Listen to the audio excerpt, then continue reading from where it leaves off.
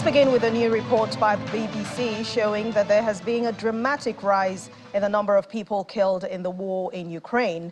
The country is giving no official toll of its war dead, but Ukrainian forces have reiterated that their war casualty numbers are a state secret.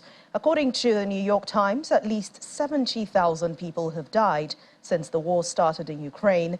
As many as 120,000 more have been injured, though figures remain classified.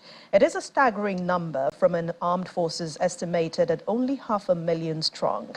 The United Nations says that it has recorded 9,177 civilian deaths to date. But the reality of the scale of casualties is laid bare in Ukraine's cemeteries. There are hundreds of yellow and blue of Ukrainian flags waved above graves, and each a marker in a great tide of loss that sweeps daily across eastern and southern battlefields, filling cemeteries in towns and villages the length and the breadth of Ukraine. It is even harder to tell how many people have died on the Ukrainian side during the war, as Ukraine's Deputy Defense Minister, Hanna Maliar, earlier released a statement warning that those who release casualty numbers will be liable to criminal prosecution. In the meantime, the war continues to get tougher, especially on the Ukrainian side, as the Ukrainian President Volodymyr Zelensky looks forward to receiving those F-16 fighter jets as promised by the Netherlands and Denmark a couple of weeks ago. But analysts think the US-made F-16s is an ideal platform for the Ukrainians, giving its multi-role, which is providing air cover for troops, attack ground targets, take on enemy planes, and intercept missiles. But Ukrainian forces need the F-16s because of Russia's air superiority, especially on the southern front. Armed with the F-16, Ukraine could deter Russia fighter bombers from approaching the battlefield. However, the timeline for Ukraine receiving the supersonic jets is still predicated on Ukrainian pilots and ground crew completing their training on the aircraft, as well as establishing maintenance facilities to handle repairs, both which do not appear likely in the near future. The number of F-16s the Dutch and the Danes can send to Ukraine will also depend on how many jets in their arsenal are in the working order and how soon they receive F-35 Joint Strike Fighters from the United States, which will enable them to retire their own F-16s.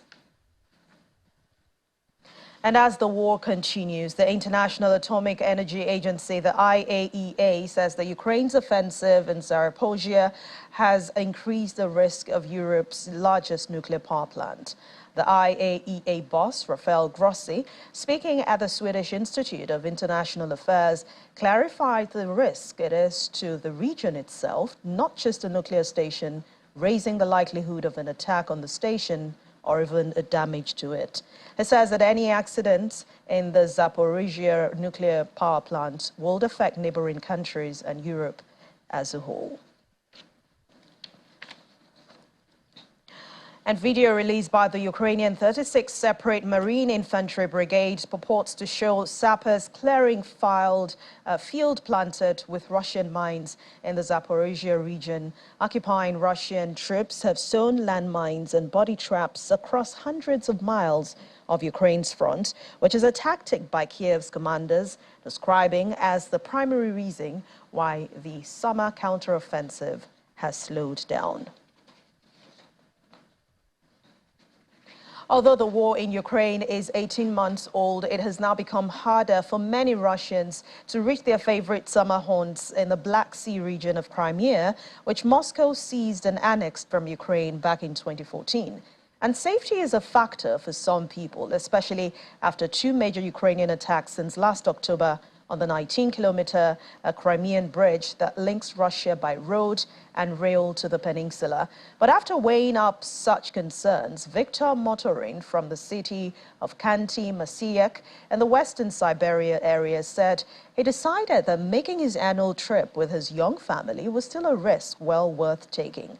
Russians have been drawn to the lush scenery and the rocky coastline of Crimea since the start of this, but now the choice of where to go on holiday has been complicated by several factors relating to the war.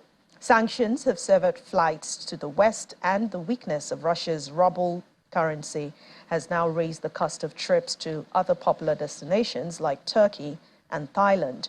Despite the proximity of the war, some Russians are still keen to play down the dangers or even dismiss them entirely.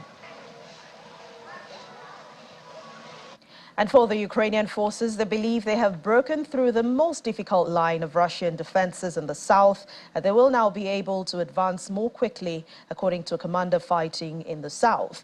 Ukraine launched a counteroffensive in June, but well-prepared Russian defense lines, reinforced by minefields, and Ukrainian forces said they had raised the national flag in the settlement of Robotyne in southern Zaporizhzhia region.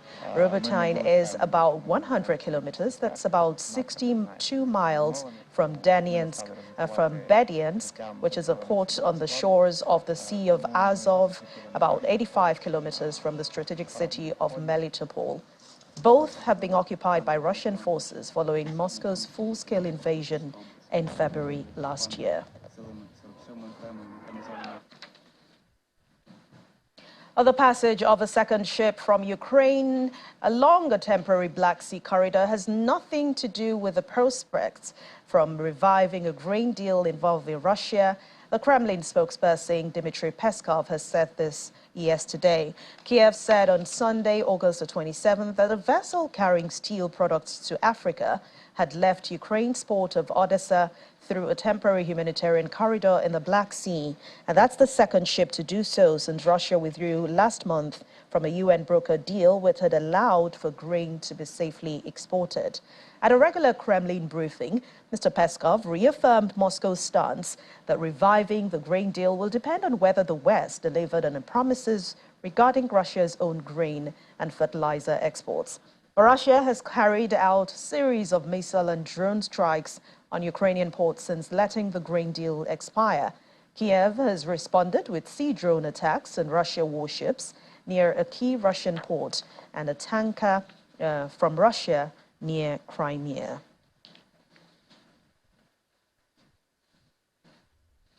And in other news, the White House on Monday said it was increasingly confident that the Wagner mercenary chief Yevgeny Prigozhin died in a plane crash in the Russian city last week. But Russian President Vladimir Putin sent his condolences to Prigozhin's family on Thursday, breaking his silence after the mercenaries' leader's plane crashed 2 months after he led a mutiny against Russia's army chiefs. We are increasingly confident that Prigozhin died in the plane crash that took place on August 23rd, this past Wednesday. I don't have any new assessment for you on this, so I'll just leave it there.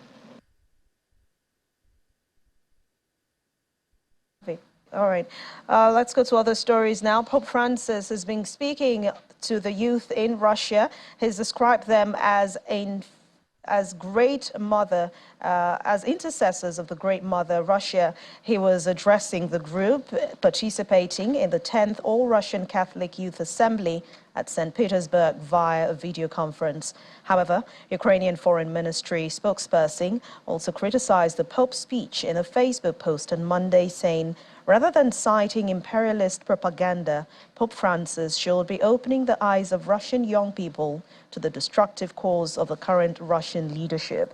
Media reports say the director of the Holy See Press Office, Matteo Bruni, issued an official statement clarifying that Pope Francis intended to encourage young people to preserve and promote what's positive in Russia's great cultural and spiritual heritage, and certainly not to praise imperialistic logic and governmental personalities.